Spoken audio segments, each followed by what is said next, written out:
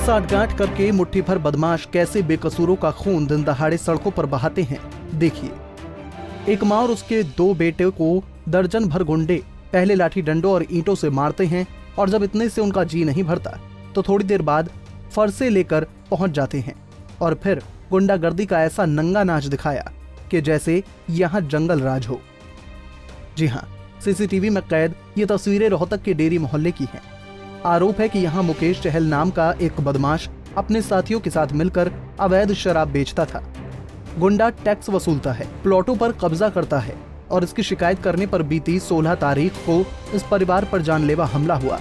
दर्जन भर गुंडे इस परिवार पर केवल इसलिए टूट पड़े क्योंकि परिवार ने उनकी शिकायत पुलिस से कर दी थी। और हाँ, अब पुलिस की सांठगांठ भी देखिए। परिवार के लोगों ने बदमाशों की शिकायत की, लेकिन कार्रवाई करने के बजाय पुलिस ने उल्टा बदमाशों को इसकी जानकारी दी। बस फिर क्या था, गुंडों ने कानून को अपनी जेब में रखा और परिवार पर मौत बनकर टूट पड़े। सर, ये हमारे मोहल्ले में मुकेश चहल है, पुत्र श्री लक्ष्मी नारायण, और ये सारे अवैध धंधे करता है। लोगों की ज़मीन पर कब्जा करना, लोगों से गाली गलौज करना, हथियार लेकर लोगों को डराता है और सभी मोहल्ले के लोग इससे परेशान हैं। लोगों को मारना पीटना, घरों में घुसकर सभी को परेशान करना। जो भी गरीब लोग दिखते हैं, कोई विधवा दिखी उसका प्लाट ले लिया, ऐसे काम ये लोग करते फिरते हैं। पुलिस इनसे मिली हुई है। शनिवार के दिन 16 तारीख को हमारे घर पे हमला किया। ये सभी लोग तेजधार हथियार लेकर आए और जब ये लोग हथियार लेकर भाग रहे थे तो कुछ पुलिस वाले भी इनकी मदद करते हुए दिखाई दिए, जो इनको अरेस्ट करने की बजाय इनको भगा रहे हैं, भागने में इनकी मदद कर रहे हैं। हमने प्रशासन से मदद की गुहार की, लेकिन अभी तक ना तो किसी की गिरफ्तारी हुई, ना इनके हथियार बरामद हुए और अभी तक भी ये लोग, इनसे थ्रेट्स मिल रहे हैं हमको लगातार और अभी तक भी इनको कोई डर भय नहीं है। ये लोग ऐसे ही निडर होकर चलते हैं और लगातार धमकियां देते रहते हैं। ये लोग जी, मुकेश चहल है, उसका भाई है अमित चहल, और कई लोगों को ये बिठाते हैं। मोहल्ले के कई लोग हो गए, गौरव है, कवल के पुत्र हो गए, साहिल, अन्नी, सोनू है और बहुत सारे बाहर के लोगों को बुला कर जी गरीब लोगों को डराना, धमकाना, पीटना और जबरन वसूली करना, ऐसे ऐसे काम ये सब करते हैं।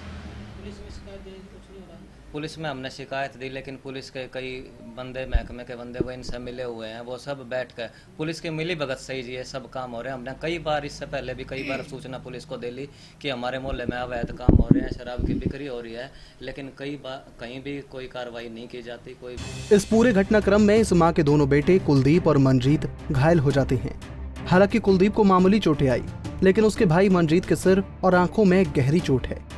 पीड़ितों ने यह भी आरोप लगाया कि हमले के वक्त पुलिस भी मौके पर पहुंची थी, लेकिन बदमाशों को गिरफ्तार करने के बजाय उनका भागने में साथ दिया। मेरा नाम कुलदीप है सर। सामने कुछ लोग अवैध रूप से शराब की बिक्री कर रहे थे और पूरे माहौल को ख़राब कर रहे थे। जब हमने उसकी सूचना पुलिस कंट्रोल रूम को दी तो किसी तरह उन्हीं लोगों से पुलिस मिली हुई थी और उन लोगों को पूरी जानकारी हो गई कि किसने सूचना दी है, और उसके बाद हमारे साथ उन लोगों ने झगड़ा किया, आकर गाली गलौज करने लगे। और जब गाली गलौज कर रहे थे, हमने जाकर बातचीत करनी चाहिए तो हाथापाई हो गई। उसके बाद वो इकट्ठे 10-15 लोग हमला करने के लिए आए। उनके हाथों में डंडे थे, लाठियां थी और पत्थर बरसाए उन्होंने, जिसमें मैं घायल हो गया। सिर में मुझे चोट है, आंख के ऊपर चोट लगी है और भी पूरे शरीर पर चोट लगी। उस समय पर हम लोगों ने पुलिस को बुलाया, लेकिन पुलिस ने कहा कि आने दो, अभी तब देखेंगे। और जब पुलिस नहीं आई तो हमने खुद ही घर में क्योंकि सर हमने उनको शराब बेचने से रोक रहे थे और वो नहीं चाहते, कि वो चाहते हैं जो उनकी मन मर्जी है वही की करें। पहले वो लगभग 10-15 लोग पहले आए और उनके हाथ में पहली बार में जो लाठियां थी, डंडे थे और पत्थर थे। उसके बाद हमने सामना किया तो वो भाग गए। दूसरी बार फिर से अटैक किया। हम पुलिस को बुलाते रहे, लेकिन दोनों बार में पुलिस नहीं आई। दूसरी बार जब वो लोग आए तो तेजधार हथियार उनके हाथ में थे, फरसे थे और वो तो जान से मारने के इरादे से उस समय आए। और उस समय लोगों ने हमको इशारा किया, हम भागकर घर में घुसकर किसी तरह हमने अपनी जान बचाई, लेकिन उन्होंने फिर भी घर में घुसने की कोशिश की। दरवाज़ों पर पत्थर मारकर दरवाजे तोड़ने चाहे और दुकान का शटर खोलकर दुकान के अंदर से घुसने की कोशिश की, काउंटर तोड़ दिया। इनका कोई और पेशा नहीं है सर। ये हर एक प्रकार के अवैध काम करते हैं, नशा बेचते हैं और हर प्रकार की गुंडागर्दी करते हैं, अवैध कब्जे करते हैं और कब्जे कर करके प्लाटों को बेच देते हैं। यही इनका काम है। पुलिस ने कोई कार्रवाई नहीं की? पुलिस इनके साथ मिली हुई है और पुलिस के कई अधिकारी मिले हुए हैं उनके साथ, और इसीलिए पुलिस भी जब हम बुलाते रहे तब पुलिस आई नहीं, और उन लोगों के साथ उनको भगाकर हम जब वहाँ पर जब पुलिस आई और हमको लेकर गई तो हमसे पहले वो पुलिस उनका मेडिकल करा रही थी। इन बदमाशों की गुंडागर्दी का ये कोई पहला मामला नहीं। पिछले साल भी एक प्लॉट पर कब्जा करते हुए एक व्यक्ति पर पिस्तौल तानकर बीच सड़क पर मारपीट की गई थी। हालांकि उसका भी सीसीटीवी फुटेज सामने आया था, लेकिन कार्रवाई के नाम पर हुआ कुछ नहीं। पुलिस जांच की बात तब भी करती थी और आज भी की, और इसी आड़ में अपनी जिम्मेदारी से पल्ला भी झाड़ लिया। डेहरी मोहल्ले में जो है ना झगड़ा हुआ है, तकरीबन 2 दिन पहले की बात, 2-3 दिन पहले हुआ है इनका दोनों का आपस में, दोनों तरफ से इनका मन मुटाव था आपस में किसी बात को लेकर के। दोनों तरफ से हमने मुकदमे दर्ज कर दिए हैं और दोनों पक्षों को जांच के लिए बुलाया हुआ है। जैसे हॉस्पिटल से फारिग होंगे इनकी पूरी कार्रवाई कर रही है।